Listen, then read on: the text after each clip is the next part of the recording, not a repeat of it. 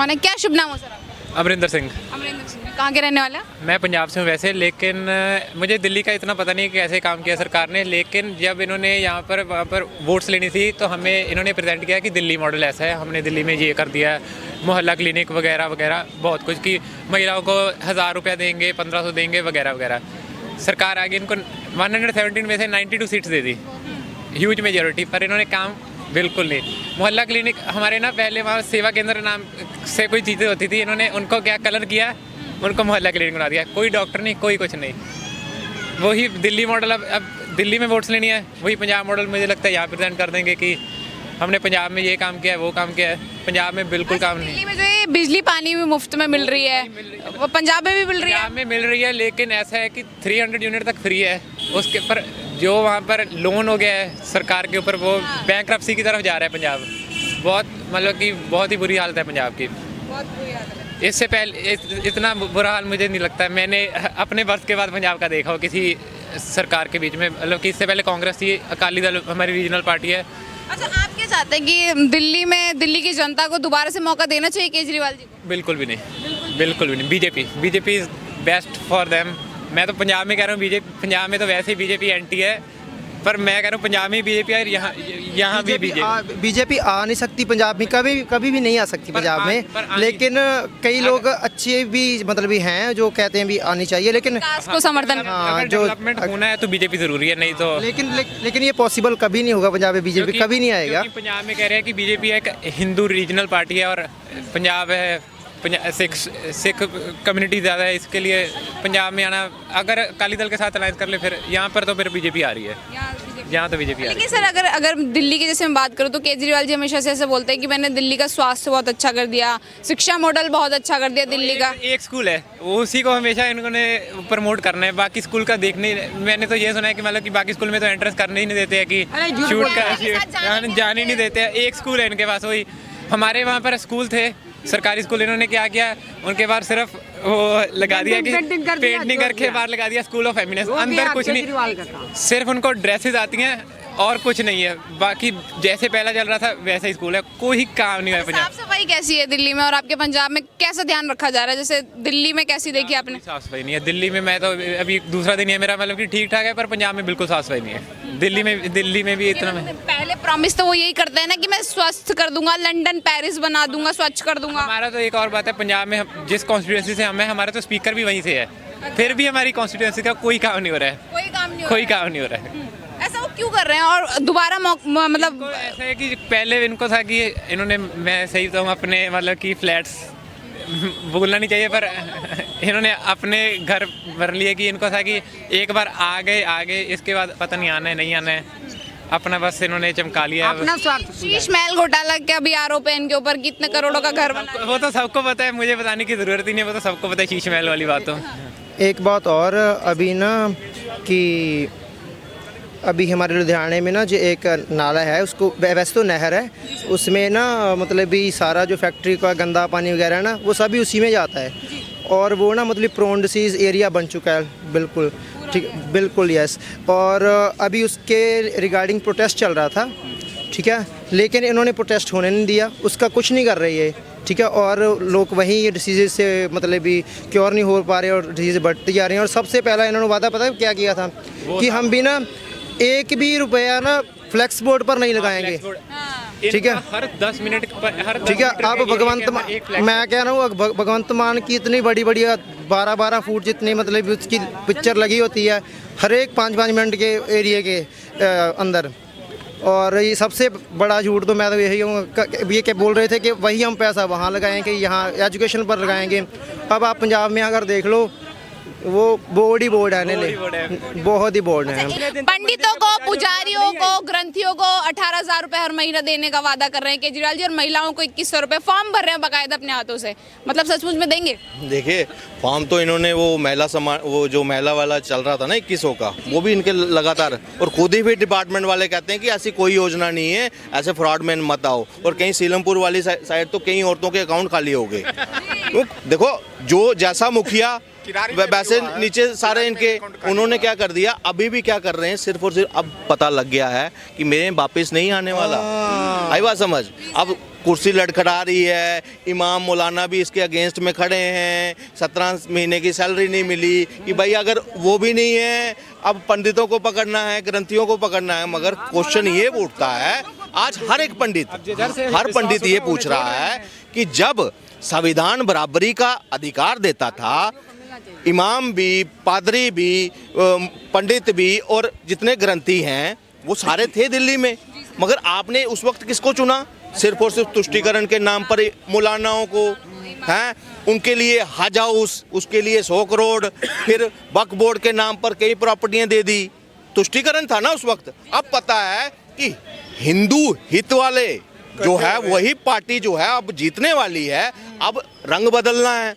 जैसे वो कहते हैं ना इच्छाधारी सांप, तो वैसे ही अब ये इच्छाधारी नेता ना, इससे पहले भी इच्छाधारी नेता वाली हमने राजनीति देखी जब 2019 का चुनाव था, जब जनेऊ ऊपर पहना गया कुर्ते के ऊपर। हालत क्या हुई उनको भी पता था। जो तुष्टीकरण पूरा एक तरह से Waqf board, all India personal law board सब कुछ करने के बाद भी 2014 से लेकर 19 तक वो वाली मुस्लिम पॉलिटिक्स नहीं चली, तो वो जनेऊ पहनना पड़ा।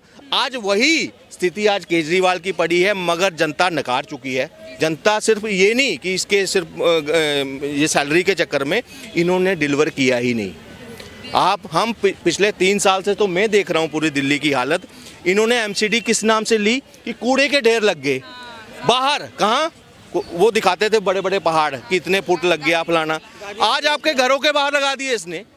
सबके घरों के बाहर आज कूड़े के ढेर लगे हुए हैं, गंद पड़ा हुआ है, कोई स्ट्रीट नहीं बन रही, कोई रोड नहीं बन रहा, कोई स्कूल नहीं है, कोई हॉस्पिटल नहीं है। हॉस्पिटल अभी दिखा रहे हैं। 10 साल में जब आपने वादा किया था कि 500 स्कूल बनेंगे, तो 2-3 स्कूल ही आपको दिखाने के लिए, वो बाकी 497 स्कूल कहाँ हैं? वो 20 यूनिवर्सिटीज़ कहाँ हैं? हॉस्पिटल्स कहाँ हैं? हम हॉस्पिटल में पिछले दिनों कई हमें जो बीमार लोग हैं वो फ़ोन करते हैं, कहते हैं हमें MRI के लिए यहाँ पे डॉक्टर नहीं है। जब हम वहाँ से मिले ना, उन्होंने हमें बताया कि रेडियोलॉजिस्ट ही नहीं है कहीं हॉस्पिटल में, डिस्ट्रिक्ट लेवल के हॉस्पिटल में MRI नहीं है। अलग क्लिनिक का डेटा दिखाते हैं कि हर साल इतने हजार लोग इलाज करवाते हैं, लाखों लोग इलाज करवाने आते हैं, मतलब सक्सेसफुल है तभी तो इलाज करवाने जाते हैं। क्या सिर्फ पैरासीटामोल लेने जाना है? मैं आपसे पूछता हूँ, सिर्फ पैरासीटामोल के लिए मोहल्ला क्लिनिक खुलेगा? सिर्फ पैरासीटामोल। आपने मोहल्ला क्लिनिक में भी भ्रष्टाचार किया, जो वहाँ टेस्ट के नाम पर कई घोटाले एक ही नाम से बिना किसी वो पंजीकृत होते गए। पीछे वो निकला नकली दवाई, वो जो दवाइयों का घोटाला आया सामना, आपके स्वास्थ्य के साथ खिलवाड़ ये कर रहे हैं। और फिर कहते हैं एडवर्टाइजमेंट देखकर न्यूयॉर्क में आर्टिकल छपा देंगे, बेस्ट दिल्ली मॉडल। ये दिल्ली मॉडल है। आपने दिल्ली को 15 साल पीछे कर दिया। हम कभी कंपैरिजन करते थे अपनी स्टेट का दिल्ली के साथ कि भाई ये चीज़ वहाँ मिलती है। आज मुझे ये बताओ दिल्ली में ऐसी क्या चीज़ है जो उत्तर प्रदेश में नहीं मिलती?